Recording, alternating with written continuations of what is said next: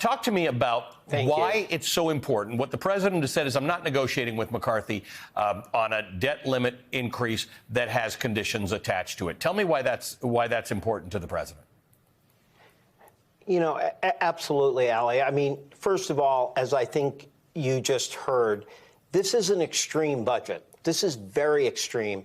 You know, this would cut things like cancer research by half over its life, over 10 years.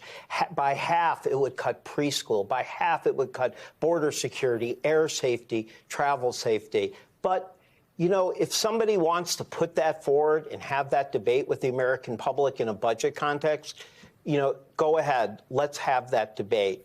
But what no one should do, and I mean Democrat or Republican, conservative or liberal, what no one should ever do is say my way, in this case, a pretty extreme MAGA way, or I'm going to default the United States government for the first time, betray the legacy of our founders and Alexander Hamilton of having an immaculate full faith and credit, and drive us into a deep recession. And believe me, when someone says negotiate on the debt limit, Ali, that is a very sanitized way of saying my way, or I'm going to default the economy. And if I could just have one more second, sure. What I'd like to say is I thought that Moody's analysis was very good on how we'd lose 780,000 jobs.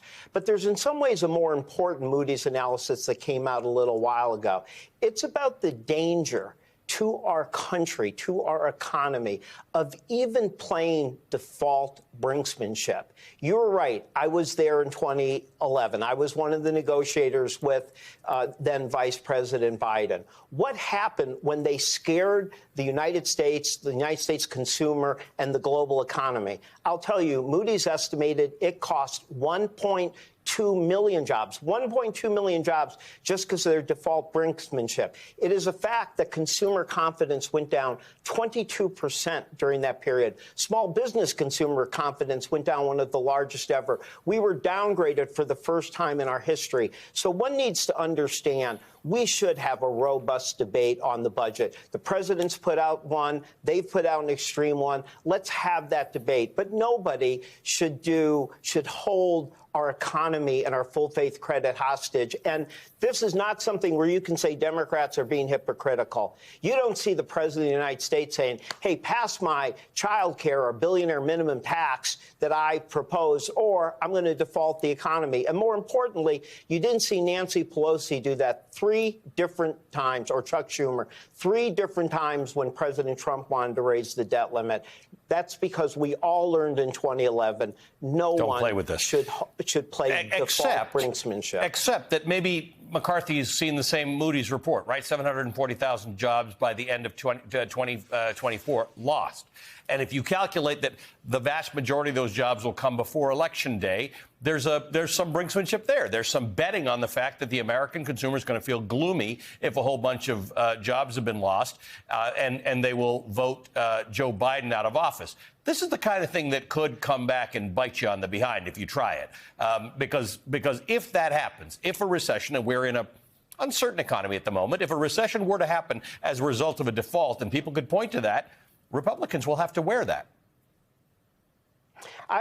First of all, I would actually, even with everything we've seen and all the extremism, I would like to think that no political party would seek to throw the United States economy into a recession, cost people their homes, their retirement, and their jobs as a political ploy. But I think it will be pretty clear who's holding the debt limit or holding default and our full faith and credit hostage, and who is not.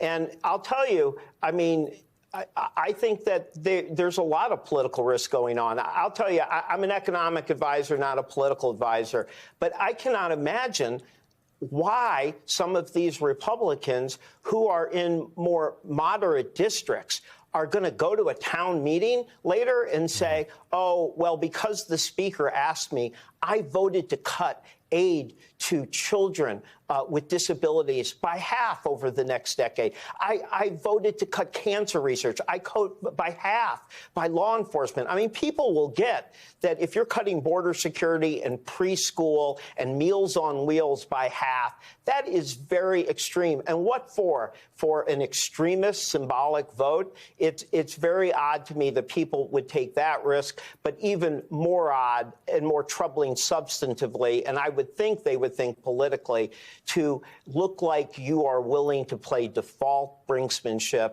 on a my extreme way or default type of threat.